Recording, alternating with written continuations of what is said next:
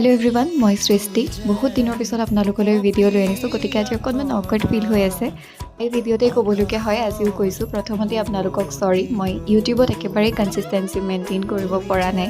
ভিডিঅ'বোৰ মই আচলতে বনাওঁ মোৰ জীৱনৰ ভাল লগা মুহূৰ্তবিলাক যাতে মই পিছত আকৌ কেতিয়াবা ঘূৰাই চাব পাৰোঁ, সেইকাৰণে। গতিকে সদায় যে ভিডিঅ' দিব লাগিব বা সদায় কিবা এটা আপলোড কৰিব লাগিব বুলি কথা নাই। যেতিয়াই মোৰ ভাল লাগে, যেতিয়াই মোৰ মন যায়, মই তেতিয়াই আপলোড দিওঁ আৰু আপোনালোকে চায়ো, মোৰ সেইকাৰণে বেছি ভাল লাগে। বাৰু, এয়া যে কিবাকিবি দেখুৱালোঁ আপোনালোকক, এয়া কি বাৰু?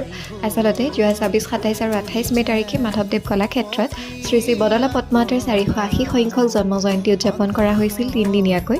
আৰু তিনিওদিনেই লখিমপুৰৰ লগতে অসমৰ বিভিন্ন অঞ্চলৰ পৰা অহা দলসমূহৰ সাংস্কৃতিক সন্ধ্যা আমি উপভোগ কৰিলোঁ।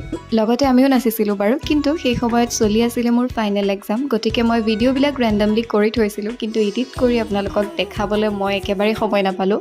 বাৰু, আজিৰ ভিডিঅ'টো তেন্তে এনেকৈ আপোনালোকলৈ আগবঢ়ালোঁ। আজিলৈ ইমানেই, বাই।